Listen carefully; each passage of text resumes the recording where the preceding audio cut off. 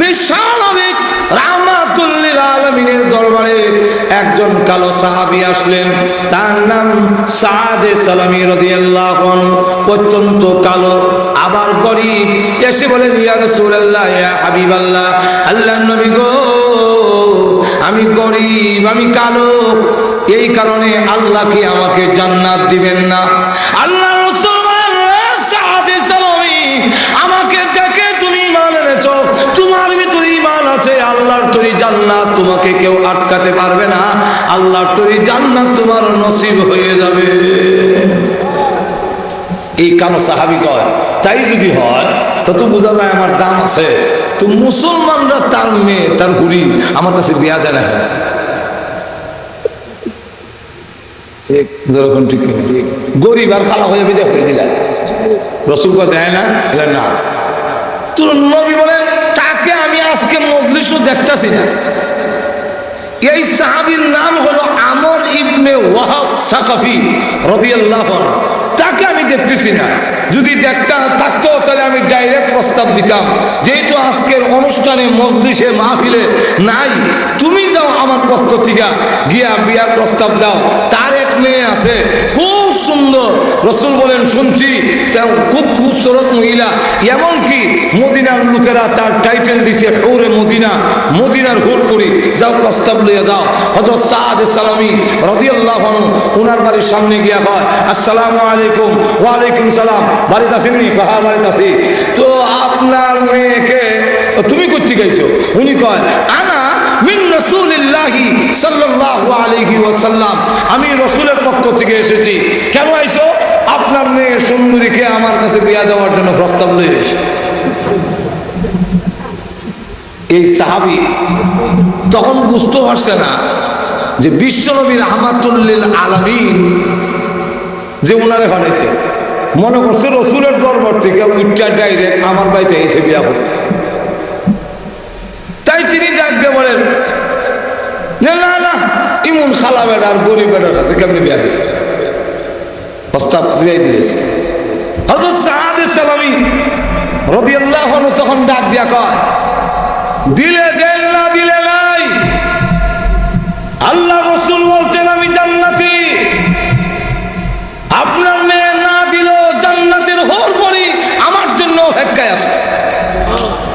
আর তো আসতে বলছো কইয়া যায়, মেয়ে ডাক দিয়া কয়, আব্বা, ইয়া আবি আন্নাজা আন্নাজা, নিজেকে রক্ষা করো, নিজেরে বাঁচায়। ওহী নাজিল হওয়ার আগে, আয়াত নাজিল হওয়ার আগে দৌড় দেন। আরে কি আয়াত নাজিল হচ্ছে? কি আয়াত নাজিল হতো? কেন বলে আপনি এখনো ঠার হয়েছেন না। হে আব্বা শুনুন, ওই যে একটা লোকের প্রস্তাব আপনি প্রত্যাখ্যান করলেন, ফিরাইয়া দিলেন, উনি যে আল্লাহর নবীর পক্ষ থেকে এসেছে, আপনি কি খেয়াল করেননি? তার প্রস্তাব যদি আপনি প্রত্যাখ্যান করেন, ফিরাইয়া দেন, বিশ্ব নবী নারাজ হয়ে যাবে। বিশ্ব নবী নারাজ হলে মহান আল্লাহ নারাজ হয়ে যাবে। আল্লাহ যদি নারাজ হয়ে যায়, আপনার বিরুদ্ধে কোরআনের আয়াত নাজিল হয়ে যেতে পারে। বাবা তখন ডাক দিয়া কয়, আমি তো আসলে এই কথা খেয়াল করছি না, আমি তো মনে করছি এমনিটাই দেখে এসে বিয়া করতে। রাসূল যে ফেলেছেন এই কথাটা তো আমি খেয়াল করিনি। তারা ছিল সত্যিকারের আশিক রাসূল। দৌড়ে গেছে রাসূলের দরবারে, গিয়া বলেন, বেদাতে আবি ও উম্মি, ইয়া রাসূলুল্লাহ, আমার মা বাবা আপনার জন্য কুরবানি হোক। এই কালো সাদ সালামী, তাকে কি আপনি পাঠিয়েছিলেন আমার কাছে আমার মেয়ের প্রস্তাব দিয়া? বলে হ্যাঁ। আমি বুঝতে পারিনি, আমার মাফ করে দেন। আর বাবা দৌড় দেওয়ার আগে মেয়েকে জিজ্ঞাসা করে, মা, আমি যে যাব, আমি যদি রাসূলের প্রস্তাব, এই কালো সাহাবীর প্রস্তাব গ্রহণ করি, তো তোমার মতামতটা তো লয়ে যাওয়ার দরকার। তোমার মতামত কিটা, তুমি রাজি কিনা এটা তো আগে জানান লাগে। তখন তিনি ডাক দিয়া কয়, আমি রাজি না না রাজি এটা কি আবার ওয়াজ করে কম লাগলো? আপনি কি আমার বক্তৃতা দ্বারা বুঝতেছেন না? মা, তুমি তো ছেলে দেখো নাই, ছেলে কিন্তু খুব কালো, আবার গরিব, তোমার ভরণ পোষণ করতে দিয়া কয়, আব্বা ছেলে কালো না দলো, ছেলে গরিব না ধনী তা আমি জানতে চাই না। আমার নবী বিশ্ব নবী রাহমাতুল লিল আলামিন যখন চয়েস করেছেন ওই ছেলে জান্নাতি হবে, তাকে যদি গ্রহণ করতে পারি, দুনিয়ার জীবনে হয়তো কালো হওয়ার কারণে চোখের দৃষ্টি কম হবে, ধন সম্পদ না থাকার কারণে দুনিয়াতে হয়তো কষ্ট হতে পারে, কিন্তু ওই কালো ছেলেকে যদি গ্রহণ করতে পারি, তার হাত ধরে আল্লাহ তুই জান্নাতে যেতে পারবো। কারণ স্বামী যদি জান্নাতি হয়, স্ত্রী তার আঙ্গুল ধরে ধরে জান্নাতে যাবে।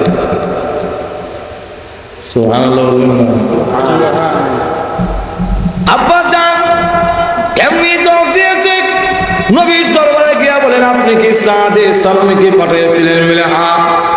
নবীজি আমি আমার মেয়ের রাজিনামা সহ হাজির হয়েছি, আমার মেয়েও রাজি।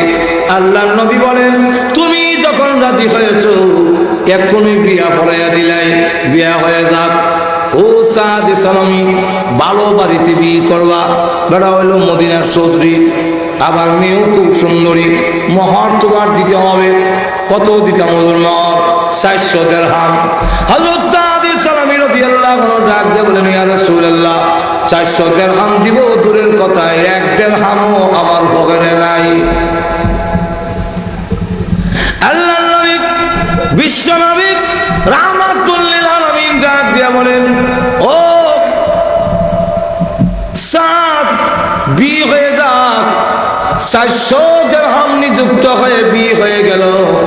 আল্লাহর নবী বলেন, এখন তুমি যাও উসমান গনির কাছে গিয়ে বলবে আমি বিশ্ব নবী বলেছি তোমাকে 200 দিরহাম দেওয়ার জন্য। এরপরে যাবে আরেকজন ধনী সাহাবী, যার নাম আব্দুর রহমান ইবনে আউফ, জান্নাতের সার্টিফিকেট প্রাপ্ত সাহাবী। যদিও তিনি ধনী, জান্নাত কিনেছেন, এত বড় ধনী ছিলেন। কিতাবে লেখেন আব্দুর রহমান ইবনে আউফ রাদিয়াল্লাহু আনহু 1000 উট ছিল, 1000 ঘোড়া, 1000 উট, মানে ওই যুগে বর্তমান যুগে 1000 গাড়ির মালিক, প্রাইভেট কারের মালিক। 1000 ঘোড়া, 10,000 ছাগল। উনার তদানীন্তন সময় ব্যাংকে যে স্বর্ণের টাকা জমা ছিল, ব্যাংক ব্যালেন্স, তদানীন্তন সময়ে 10 কোটি 20 লক্ষ দিনারের মালিক ছিলেন। কিতাবে লেখেন উনার আওলাদেরা উনার ইন্তেকালের পরে স্বর্ণের টুকরাগুলো লোহা দিয়া সেদাইয়া বাগ করতে গিয়া কুড়াল মুতা হয়ে গেছে স্বর্ণ খাইয়া। সুবহানাল্লাহ বলবেন। এখন চিন্তা করেন কেমন ধনী। ধনী হওয়ার পরেও জান্নাত থেকে পিছপা হতে পিছাইতে পারে নাই, জান্নাতের সার্টিফিকেট কিনেছে। তাহলে বোঝা যায় ধন হইলে জান্নাতও কিনন যায়, আবার ধন হইলে জাহান্নামও। ওনারা প্রত্যেক বছর আইয়া এইভাবে একটা মাহফিল দেয়। আর এমন লন্ডনীয় আছে, লন্ডন থেকে আইয়া বিশালের লড়াই লাগায়। আরো তো এখন আসেনি না, তো বেশ কম আসেনি, বিশাল আবার হয় জিতিল রে জিতিল, অমুক গাও জিতিল, সারাদিনের কষ্ট, খুশি ভাইয়া তুষ্ট। একদিন দেখি মিছিল দেওয়া যায়, আর আমি আমার গাড়ি আটক, এরা মিছিল দেয়। গ্রামের নাম হইতাম না এই কারণে, যেহেতু আপনারা গ্রাম চিনিলেই না, এর লেগে হইতাম না। এরা মিছিল দেওয়া যায়, ওই জিতিল রে জিতিল, অমুক গাও জিতিল, সারাদিনের কষ্ট, খুশি ভাইয়া তুষ্ট। ওই জাহান্নামের ভার খাইয়া আরো বেশি দুষ্ট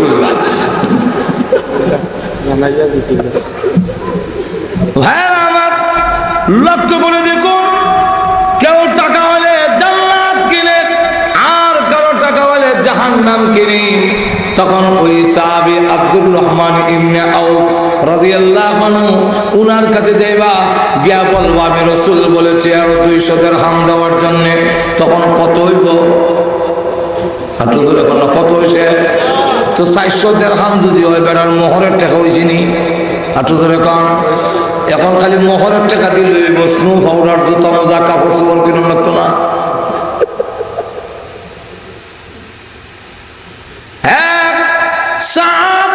এবার একজনের নাম অথচ দানশীলের মধ্যে এক নম্বর, তার নাম হলো হযরত আলী। তার কাছে যাইবা, আলী এমন গরিব 4 দিন যায় চুলায় আগুন ধরে না, পেটের খিদার কারণে রাস্তায় গিয়ে হাঁটে শীতের মধ্যে। আল্লাহ নবী একদিন দেখে দেখে বলেন, হে আলী, এই প্রচন্ড শীতের মধ্যে রাস্তার মধ্যে কেন তুমি হাঁটাহাঁটি করো? হযরত আলী রাদিয়াল্লাহু আনহু বলেন, ওগো আল্লাহর নবী, পেটের খিদায় আর ঘরে থাকতে পারছি না, এই জন্য বের হয়ে গেছি, ঘুমাও ধরে না। দেখবেন সেহরি খাইয়া ঘুমাইলে আর তাই নতুন যায় না, এমন ঘুম লাগে। আর জোহরের নামাজের পরে দেখবেন মসজিদে মুসল্লি দেখাইলে কইরা একজনেরও ঘুমো ধরে না। রমজান মাস তখন ঠিক পেটে বুক চাললে ঘুমো ধরে না, খালি কইরা অপরাধিক ঘুমে ধরে না, রাস্তায় বের হয়েছে। আল্লাহ নবী ডাক দেবেন, ও আলী, তুমি পেটের খিদায় রাস্তায় আসবে, একটা খেজুর দেওয়ার মতো তৌফিক আমার নাই, আমার কোনো খেজুর নাই। আলী যাও, ওই যে খেজুর গাছটা দেখা যায় তার কাছে গিয়ে বলবে আমি বলেছি খেজুর দেওয়ার জন্য। হযরত আলী রাদিয়াল্লাহু আনহু বলেন, আমি খেজুর গাছের কাছে গিয়ে দেখি খেজুর থাকবে দূরের কথা, ভালো করে পাতাওই নাই, সিজন না। ডাক দিয়ে বলল, ও খেজুর গাছ, আল্লাহ নবী যার খাতিরে तमाम পৃথিবী আল্লাহ সৃষ্টি করেছেন, সেই বিশ্ব নবী রাহমাতুল লিল আলামিন বলেছেন কিছু খেজুর দেওয়ার জন্য। তখন ডাক দিয়ে বলেন, এমনি হযরত আলী বলেন, আমি খেজুর গাছকে বলতে দেরি হয়েছে, আল্লাহর কসম করে বলি, প্রত্যেকটা ঢাল থেকে তাজা তাজা খেজুর পড়তে একটা সেকেন্ড দেরি হইল না। তখন আমি খেজুর উঠাইয়া একটা কুসতই আর একটা মুহ দেই। তাকে হযরত আলী জিজ্ঞাসা করেন, তোমার তো তা উঠে গেছে, কি জ্বর উঠছে, তুই কিছু চাইনি, রুটি উঠে আনতাম নি বা কিছু আনতাম কিনা কো? হযরত ফাতেমা রাদিয়াল্লাহু আনহা বলেন, আমার একটা ডালিম খাইতাম মন চাইছে। তো হযরত আলী দৌড় দিছে বাজারে, গিয়া একটা ডালিম এসে লই আইতাছে। ফেরেশতারা বইয়া বইয়া মাথে। নবীর সাহাবীদের বৈশিষ্ট্য হইল তারা দানশীলতার মধ্যে 1 নম্বর। আরেকজন ফেরেশতা উঠতে কয়, তাক লই দেয়, না থাকলে কেনা খারে দেয়। তখন আরেক ফেরেশতা কয়, না, নবীর সাহাবীদের অবস্থা হইল তা হোক আর না তা হোক, নিজে না খাইয়া আরেকজনকে দিলায়। এমনি আল্লাহ ডাক দিয়া কয়, জবরা করে লাভ নাই, ওই আলী যাইতাছে পরীক্ষা করিল। এমনি ফেরেশতা মুসাফিরের সুরত ধইরা সাদ উইরা রাস্তার দাঁড়াইয়া উবাইয়া কাঁপতাছে। তো হযরত আলী জিগায়, কি ভাই, বাড়ি কই তোমার? বলে, আমি একজন মুসাফির পথি। তোমার কি? বলে, আমার তাপ উঠে গেছি কয়েকদিন ধরে, বড় তাপ। তো আচ্ছা, তোমার কি হেল্প করতাম, তোমার কি সাহায্য করতাম বাড়ি? তো সাহায্য আর কিতা, আমার মনটা চাইছিল একটু ডালিম যদি খাইতা। আমরা কইলাম, হইলো তোমার চৌক দোষ, আমার ডালিম দিকে লিখছো না। নজরে হযরত আলী রাদিয়াল্লাহু আনহু বলেন, ভাই একটা ডালিম ওই আমার বউ বিছনা শুয়ে রইছে, তার তা উঠছে, হ্যাঁ আমি একটা ডালিম লইছি, আর কোনটা তোমার জানে চাইনি খো, এটা বাদ দিয়া কোন না, আমার ডালিম ওই চায়। উনি বলেন, না, এটা তো দেওয়া যায় না। তখন ফেরেশতা বুঝিলেছে সাহাবায়ে কেরামের কাছ থেকে আদায় করতে হইলে আল্লাহর নাম না ভুলে দিত না। তখন এমনি ডাক দিয়া কয় যে, আল্লাহর ওয়াস্তে একজন মুসাফির বিমারি অসুস্থ যদি সাহায্য করেন আল্লাহর ওয়াস্তে। হযরত আলী বলেন, তুমি আমার আল্লাহর নাম কইলিছো, তো তো আর দিন করা যায় না, তোমারও তো বঞ্চিত করতাম পারি না, তো অর্ধেক করিলাই, তুমি অর্ধেক খাও আর আমার বউর লেগে অর্ধেক নিব। ঠিক আছে, অর্ধেক দেন। অর্ধেক দিছে বলে এখন কয়, আপনি একটু বসেন, আপনাদের দেখে খাইলে আমার কিছু শান্তি লাগবে। তো হযরত আলী বলেন, খাও, ঠিক আছে।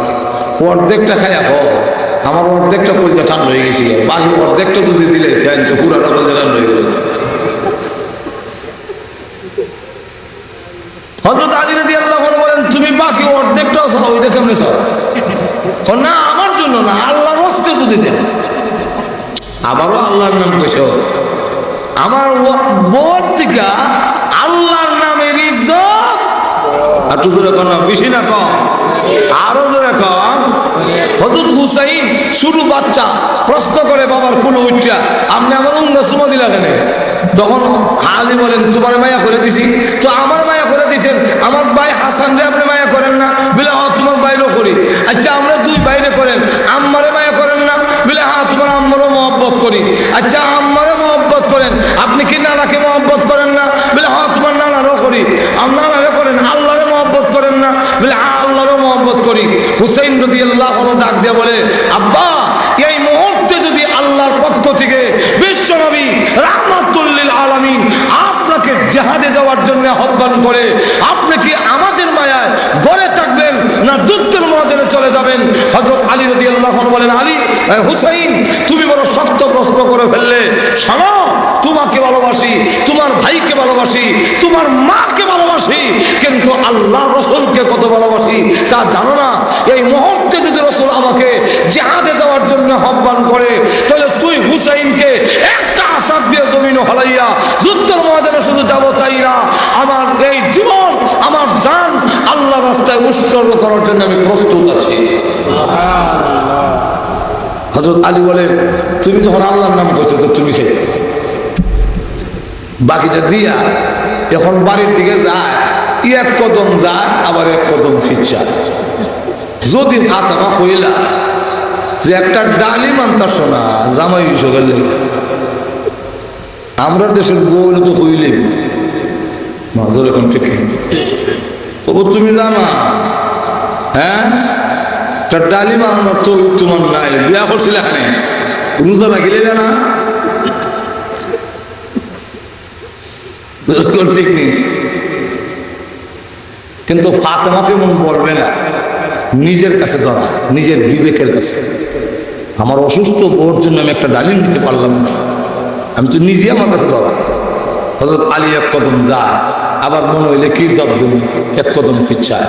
এরকম করে বড় গেছে, কাছে গেছে, গিয়া দেখে হযরত ফাতেমা যে বিছনাত সাহিত্য ছিল এখন উঠা আড়াআড়ি। আল্লাহ, তার যখন কিছু কমছে, ডালিমের কথা ইয়াদ না অথচ তো গরম ঢুকছে। যতই মাতে ডালিমের মাঠটা যেমন না, এটা পাশ কাটাই আছে আর রাত টাকা নাইলে এর হলোই যেটা হলি ফল মনে। যেই মাত্র খালি ঘুমাইছে এমনি দেখে দরজা তাপ, কে অত রাত্রে? ও দরজা খুলো, আনা সালমান ফার্সি, আমি সালমান ফার্সি। তো সালমান ফার্সি অত রাত্রে কেন হয়েছে? দরজা খুলো, সুসংবাদ আছে। কি সুসংবাদ? বেহেশত থেকে তোমার লেগে ডালিম হয়েছে। একটু জোরে কর না। রাসূলুল্লাহ আমাকে ডালিম দিয়ে ফেলেছে, তাই নাকি? এমনি মনে হয়ে গেছে, ওই যে আল্লাহ রাস্তায় এক দিছিলাম, দরজা খুলছে, ডালিমের ব্যাগ দিছে। তখন তিনি গনে 1 2 3 4 5 6 7 8 9 9 দিন 10 দেনা 9 দিছে। হযরত আলী বলে, আমার আল্লাহ কোরআনে বলছেন 1 দিলে 10 দেয়, 9 তো কেন? হযরত সালমান ফার্সি কয়, তুমি কি তখন আল্লাহর সাথে লড়াই করবো না? ইচ্ছা আল্লাহ 10টা পয়সা দিছে না 9টা, তো রাখিলাম না, অসুবিধা কিছু। হযরত আলী বলেন, রাখতাম, মানতাম যদি আমার আল্লাহ বহিল হতো। বহিলে কইলে চেহা দেয় না, লবণ বড় কঠিন, যেরকম ঠিক না। আবার আমার আল্লাহ যদি অভাবী হইতো তাহলে মানি নিতাম, আমার আল্লাহ তো অভাবী না, তাহলে আমি মানতাম কেন? 10 করে 9 দিব কেমন আমার আল্লাহ? তাহলে তুমি কি নামছো এটা কো? বলে না না, রাসূল আমাকে দিয়া পাঠিয়েছেন, আমি শুধু বাহক। আল্লাহ রাসূল বলছেন জান্নাত থেকে তোমার জন্য ডালিম এসে, তাহলে আমি না মানবো সামনে? তখন শেষে হযরত আলী কোনো অবস্থায় মানে না। হযরত সালমান ফার্সি গো, বাপরে বাপ, তোমার ইমান যত বড় সত্য আমি জানতাম না। আল্লাহ 10টা দিছি, একটা আমার খবরও ধরেছিলাম।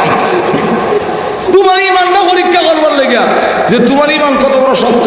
এখন দেখলাম যে ইমান শক্ত, নবীর সাহাবীদের ইমান এমন মজবুত ইমান, তারা 10 কইছে, 10ই বিশ্বাস করে। অতএব আল্লাহ এই 10 দিয়েছেন, একটা আমার পকেটে রাখছিলাম তোমার ইমানটা পরীক্ষা করার জন্য। দেখলাম তোমার বুঝাইতাম পারি না, এই মেয়েও 10 পুরাইয়া দিলাম। সেই হযরত আলী রাদিয়াল্লাহু আনহুর কাছে বাড়াইছে, যাও 200 দিরহাম গেল, হযরত সাদ সালামি রাদিয়াল্লাহু আনহু দৌড়ে গিয়া উসমান গনির কাছে কন 200 দিরহাম দেন। রাসূল বলছেন এমনি উনি 200 দিয়া কয় এই নো আরো কয়েকটা বাড়াইয়া দিলাম। হাদিস শরীফের মধ্যে এসে বাড়াইয়া দিছেন, কিন্তু বাড়াইয়া কত দিছেন তার উল্লেখ নাই, আরো বাড়াইয়া দিলেন। এরপরে গেলেন আব্দুর রহমান ইবনে আউফের কাছে, তিনি দিলেন আরো 200 দিয়ে আরো বাড়াইয়া দিয়া কয় এই নো বাড়াইয়া দিলাম। রাসূল যা কইছে তা যদি সমান সমান দেই রাসূলের কথাটার ইজ্জত থাকে না, এই নো আরো বাড়াইয়া দিলাম। হযরত আলীর কাছে গেছে, তিনিও বড় কষ্ট করিয়া 200 থেকে আরো বাড়াইয়া দিলেন। বাড়াইয়া যে কত এটার উল্লেখ নাই, কিন্তু 600 যে হইছে এর মধ্যে কোনো সন্দেহ নাই। হযরত আলী রাদিয়াল্লাহু হযরত সাদ সালামি বলেন 600 দিরহামের মধ্যে 400 দিরহাম রাসূল বললেন মোহর দিয়া দাও, দিলাম মোহর। আর 200 দিয়া কইল এই 200 দিরহাম দিয়া তোমার সুযোগ মতে তোমার সুবিধা মতে মার্কেটে গিয়া জুতা মোজা কাপড় স্নো পাউডার যা লাগে কিনা তোমার বউ উঠে আইনো। হযরত সাদ সালামি চিন্তা করেন সাহাবাই কেরাম ভালোবাসা আশিক রাসূল কারে কয়, ইয়ার নেতারা এত মর্যাদা এত সম্মান পাইনি, আমরা তো রসুলের আশিক রসুলের কাছে দিও নাই। জোরে খান ঠিক না ঠিক না? এখন দেখা গেল হযরত সাদ সালামি 200 দিরহাম লইয়া একদিন বাজারে ঢুকছে, ঢুকে গিয়া জুতা মোজা কিনবো, ভিতরে যে কি আনন্দ এটা বুঝাইবার কোনো ভাষা আমার নাই। যে বেটা লন্ডন বিয়া করে লইছে আর সিলেট শুক্রিয়া মার্কেটে ঢুকছে জিন্দাবাজার কাপড় চোপড় কিন্তু লন্ডন বিয়া ওনার কদিন পরে লন্ডন যে মুভি এইবারের বিচ্ছে কি আনন্দ এরা এইবারে বুঝবো, আমি বুঝাইতে পারতাম না। সাদ সালামি রাদিয়াল্লাহু আনহু বলেন মার্কেটের ভিতরে ঢুকলাম কাপড় চোপড় কিনবো, এমনি শুনি একজন ঘোষণা দিয়া যায়, আসেননি বাজারে আল্লাহ রসুলের আশিক, আল্লাহ রসুলের আশিক বাজারের ভিতরে আসেননি। আল্লাহ রসুলের আশিক থাকলে তাড়াতাড়ি বাইরো, কাফিরদের সাথে বিশ্ব নবীর লড়াই শুরু হয়ে গেছে। হযরত সাদ সালামি রাদিয়াল্লাহু আনহু কয় আমরাই কইলাম হইলে এমন যুদ্ধ আরো কতই হইব, আইব আর যাইব, আমি বিয়া করে রয়ে আগে বউ তুললে বাইতে সাদ সালামি রাদিয়াল্লাহু আনহু জিজ্ঞাসাও করলেন না কে তুমি, ঘোষণা দিচ্ছ, জিজ্ঞাসাও করলেন না, না করে 200 দিরহাম থেকে কিছুটা দিরহাম দিয়ে একটা ঘোড়া কিনলেন, একটা তরবারি কিনলেন, কিনে ঘোড়ার উপরে উঠে কাপড় দিয়ে মাথা থেকে পা পর্যন্ত সমস্ত শরীর ঢাইকা তিনি যখন রওনা দিলেন, এই অবস্থায় জিহাদের ময়দানের দিকে ডাইরেক্ট গিয়ে যুদ্ধের মধ্যে নেমে গেলেন। নেমে কাফেররা দৌড়ায়, সাহাবাই কেরাম এবং বিশ্বনবী রাহমাতুল লিল আলামিন আশ্চর্য হয়ে গেলেন, এই লোকটাকে যে দেখা যায় না কাপড় দিয়ে ঘুরে রাখছে, ফেরেশতা হইলে তো কাপড় দিয়ে ঘুরার কথা না, মুসলমান যদি হয় তাও তো কাপড় দিয়ে ঘুরার কথা না, কিন্তু আবার আমাদের পক্ষে লড়াই করে কাফেরদেরকে দৌড় দেওয়ায় বুঝতে পারলাম না ব্যাপারটা এরা কে। হঠাৎ করে যখন কাফেরদের উপরে হামলা করার জন্য কাপড়ের ভিতর থেকে তরবারি বের করছে, এমনি রাসূল চিৎকার দিয়ে বলেন, ও সাহাবীরা ওই যে কালো হাতটা দেখা যায়, এই হাত তো আমার সাদ সালামির হাতের মতো দেখা যায়। কিছুক্ষণ পরে দেখে কাফেরদের হামলায় সাদ সালামি রাদিয়াল্লাহু আনহু আহত হইয়া রক্তাক্ত হইয়া ঘোড়ার উপর থেকে নিচে পড়ে গেছেন। তখন সাহাবীরা দরাদরি করিয়া রসুলের দরবারে আনলেন, আর তার রসুলের পুরাতের মধ্যে সাদ সালামের মাথা রেখে ওনাকে শুয়াইলেন। উনি রক্তাক্ত অবস্থায় আল্লাহ নবী জিজ্ঞাসা করেন, ও সাদ কাপড় দিয়া শরীর ডাকছিলে কেন? সাদ সালামি রাদিয়াল্লাহু আনহু ডাক দিয়ে বললেন, ইয়া রাসূলুল্লাহ, ইয়া হাবিবাল্লাহ, আল্লাহর নবী গো, কেন কাপড় দিয়া ডাকছি জানেননি? আপনি না আমাকে বিয়া করাইয়া দিয়ে আসছেন, বউ উঠাইয়া আমার তারিখ ছিল। আমি যদি যুদ্ধের ময়দানে যাই, কে জানে আপনি আমাকে রাস্তার থেকে বিরত পাঠাইয়া দেন, আপনি যাতে আমাকে ফিরত দিতে না পারেন, কারণ ফিরত দিয়ে দিলে আমি আশিক রাসূল হতে পারবো না, আল্লাহ নবীর প্রেমিক প্রমাণিত করতে পারবো না। তাই মাথা থেকে পা পর্যন্ত কাপড় দিয়ে ঢেকে ফেলেছি, যুদ্ধের ময়দানে আপনি যাতে ফিরত দিতে না পারেন। কোনদিন আমার না চেনেন। আল্লাহর নবী বিশ্ব নবী রাহমাতুল লিল আলামিন চোখের পানি ছেড়ে দিয়ে কাঁদলেন। সাহাবীরা জিজ্ঞাসা করলেন, ইয়া রাসূলুল্লাহ, ইয়া হাবিবাল্লাহ, আপনি কেন কাঁদেন? আল্লাহর নবী ডাক দিয়ে বলেন, আমার সাদের মহব্বত দেখে, আমার সাদের ভালোবাসা দেখে, আমার সাদ আমার জন্য কি ভালোবাসা, আল্লাহর জন্য কি ভালোবাসা, তার ভালোবাসা দেখে আমি চোখের পানি সামলায় রাখতে পারিনি। নবীজির চোখ মোবারক থেকে পানি সাদের চেহারায় যখন পড়েছে, রক্ত মাখা অবস্থায় চোখ খুলে বিশ্ব নবীর দিকে তাকায়া বলেন, ওগো নবীজি, কেন কাঁদলেন? আপনি চোখের পানি কেন ছেড়ে দিয়েছেন? আমি সাদকে আল্লাহর তৈরি জান্নাত পাবো না? এমনি আল্লাহ নবী ডাক দিয়ে বলেন, সাদ শুনে রাখো, আমি নবী ঘোষণা দিলাম, তুমি যদি এই মুহূর্তে বিদায় হয়ে যাও, আল্লাহর তৈরি জান্নাত তোমার জন্য ওয়াজিব হয়ে যাবে। হযরত সাদ সালামী রাদিয়াল্লাহু আনহু, এই ছিল সাহাবায়ে কেরামের ভালোবাসা। আরেকজন সাহাবী যার নাম হলেন উকবা, তার ছেলে হলো বশির।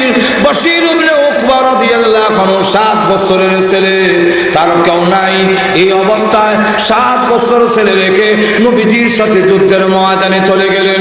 বিশ্বনবী যখন ঘুরে বাড়িতে আসলেন, বশির ইবনে উকবা রাদিয়াল্লাহু আনহু দৌড়ে গিয়ে আল্লাহর নবীর সামনে দাঁড়ায় বলেন, ইয়া রাসূলুল্লাহ, ইয়া হাবিবাল্লাহ, আমার আব্বা আপনার সাথে যুদ্ধের ময়দানে গিয়েছিলেন, আপনি আসলেন, কিন্তু আমার আব্বা দিয়ে এখনো এলো না। কোন সময় আসবে গো? সূর্য লাল হয়ে গেছে, আমার মা নাই, ভাই বোন কেউ নাই। রাত্রি হইলে আমি আমার আব্বার গলা ধরে ঘুমাই, আমার আব্বা দিয়ে এখনো আসলো না, আমি কার সাথে ঘুমাবো? আল্লাহর নবী চোখের পানি ছেড়ে দিয়া আকাশের দিকে চোখ খুলে কাঁদলে, খোদা গো, 7 বছরের বাচ্চাকে কি জবাব দেব? কেমনে বলবো তার বাবা জান্নাতে চলে গেছে? 7 বছরের বাচ্চা কি বলবে? নবী জবাব দেয় না, চেহারা ঘুরে রেখে দিয়েছেন। ওই দিকে আবার গিয়া বলেন, ইয়া রাসূলুল্লাহ, সন্ধ্যা হয়ে যাচ্ছে গো, আমার আব্বা এখনো আইলো না, কোন সময় আসবে? আজকে রাত্রে আমি কার সাথে ঘুমাবো? আমার যে মা নাই, ভাই বোন কেউ নাই। আল্লাহ নবী আবার চেহারা ঘুরাইলেন। চতুর্দিকে যখন নবীজি চেহারা ঘুরাইতেছেন, কোনো জবাব দেয় না। বশির ইবনে উকবা আল্লাহর নবীর 2 হাত কদম ধরে রেখে বলেন, ইয়া রাসূলুল্লাহ, ইয়া হাবিবাল্লাহ, ওগো আল্লাহর নবী, কথা বলেন না কেন? আমার আব্বা এখনো আসে নাই, কোন সময় আসবে গো? আল্লাহর নবী তখন আর সহ্য করতে পারলেন না, এমনি ডাক দিয়ে বলেন, রে বশির ইবনে উকবা, কান্দিস না, তোর বাবা আল্লাহর তৈরি জান্নাতের ভিতরে চলে গিয়েছে। এমনি বশির ইবনে উকবা রাদিয়াল্লাহু আনহু নবীর কদম ধরে কাঁদলে, ওগো নবীজি, আমার আব্বা যে শাহাদাত বরণ করলেন, আপনার ডাকে চলে গেলেন, আপনার সাথে আপনার জন্য, আল্লাহর দ্বীনের জন্য, আল্লাহর জন্য জীবন দিয়ে দিলেন। উনি কি চিন্তা করার দরকার ছিল না? আমি কার কাছে যাব? আমার মা নাই, মা থাকতো মার কাছে যেতাম, আমার ভাই বোন যদি থাকতো তাদের কাছে যেতাম। আমি আজকে রাত্রিটা কাকে আমি জড়ায়া ধরে ঘুমাবো? কে আমাকে সাহায্য করবে? আমার আব্বা তো একবারও আমার কথা ভাবলেন না, আমি এখন কোথায় যাব, কার কাছে যাব? আল্লাহ নবী এমনি টান দিয়া বুকের সঙ্গে জড়ায়া ধরে বলেন, বশির ইবনে উকবা, কান্দিস না, চোখের পানি মুছে ফেল, তোর আব্বাকে জান্নাত থেকে এনে দিতে পারবো না, কিন্তু আমি নবী ঘোষণা দিলাম, আজ থেকে বাকি জিন্দেগীর জন্য আমি মুহাম্মদ তোর আব্বা হয়ে গেলাম। চিন্তা করেন, বাচ্চা হয়ে আছে না আছে চিন্তা নাই, তাদেরকে বলা হয় আশিকে রাসূল। সাহাবায়ে কেরাম সত্যিকারের তারা ছিলেন, এই কারণে মর্যাদা আর সম্মানের উচ্চ মর্যাদায় গিয়ে পৌঁছেছেন সাহাবায়ে কেরাম। এই জন্য রাসূল বলছেন যে তাদেরকে মন্দ বললে আমাকে মন্দ বলা হবে, তাদেরকে যদি মহব্বত করো আমি রাসূলকে মহব্বত করা হবে। যেরকম ঠিক না, ঠিক না, আরো যেরকম ঠিক না ভাইরা আমার। আবার লক্ষ্য করে দেখুন, আল্লাহর নবী বিশ্ব নবী রাহমাতুল লিল আলামিন যখন ডাক দিয়ে বলেন, জান্নাত তোমার জন্য ওয়াজিব হয়ে যাবে, এমনি যেই মাত্র এই কথা বলেছেন, এমনি সাদ সালামী রাদিয়াল্লাহু আনহু কিছুক্ষণের ভিতরে তিনি বিদায় হয়ে গেলেন। আল্লাহর নবী চেহারা ঘুরাই নিলেন আর বললেন ওয়াসালাল হাউজা, ওয়াসালাল হাউজা। নবীজি চোখের পানি ছেড়ে দিয়ে এখন মুস্কি হাসে আর কান্দে না, চেহারা ঘুরাইয়া তিনি মুস্কি হাসেন আর বলেন ওয়াসালাল হাউজ। সাহাবায়ে কেরাম জিজ্ঞাসা করে ইয়া রাসূলুল্লাহ, ইয়া হাবিবাল্লাহ, ওগো আল্লাহর নবী আপনি বলুন তো দেখি এখন কেন আপনি আবার হাসলেন, কেন চেহারা ঘুরাই নিলেন? আল্লাহ রসুল বলেন, আল্লাহ রসুলকে প্রশ্ন করেন ওয়াসালাল হাউজার অর্থ কি? আল্লাহর নবী ডাক দিয়া বলেন, আমার সাদির রূহ বের হইয়া এই মুহূর্তে হাউজে কাউসারের পার পৌঁছে গিয়েছে। আল্লাহ নবী আপনি মুস্কি হাসি দিলেন কেন এবং চেহারা ঘুরাইলেন কেন? আল্লাহ নবী বলেন চেহারা মুস্কি হাসি দেওয়ার কারণ আমার সাদের সালামের রূহ নেওয়ার জন্য জান্নাত থেকে হুর পড়িয়েছে, টানাটানি লাগাইয়া দিয়েছে, টানা হেঁচড়া শুরু করে দিয়েছে। টানাটানি কে আগে জান্নাতে নিয়ে যাবে, কে আগে তাকে জান্নাতে নিবে, তাদের কারাকারি আর টানাটানি দেখে আমি রসুল মুস্কি হাসির হামলায় রাখতে পারি নাই। আর কারাকারি টানাটানি করতে গিয়া হুরপুরীদের কাপড় জাগাত রইছে না, হুরপুরীদের কাপড় আডু পর্যন্ত উঠে গেছে। এই দৃশ্য দেখে আমি রসুল শরমে আমার চেহারা ঘুরাইয়া নিয়েছি।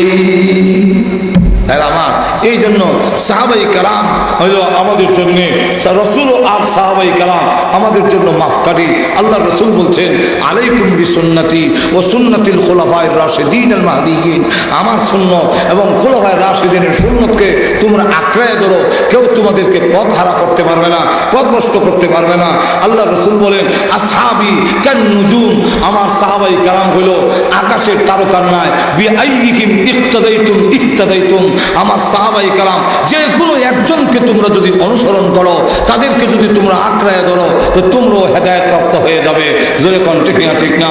সাহাবাই কালামের মর্যাদা আর সম্মান এই পর্যায়ে পৌঁছেছে, তাদের ত্যাগ তিতিক্ষা, তাদের যে কোরবানি দ্বীনের জন্য, এই কোরবানি আর কেউ দিতে পারবে না। সুদূর মক্কা থেকে মদিনা হইয়া আমাদের এই তিলক পর্যন্ত ইসলাম আসতে গিয়ে সাহাবাই কালামের রক্তের উপরে ভর দিয়ে এসেছেন। এই জন্য আসুন আল্লাহ রাব্বুল আলামিন আমাদের তৌফিক দান করুন, আমরা যেন জীবনের সর্বক্ষেত্রে আল্লাহ রসুল এবং সাহাবায়ে কেরামকে অনুসরণ করতে পারি। ওয়া আখিরু দাওয়ানা আলহামদুলিল্লাহি রাব্বিল আলামিন।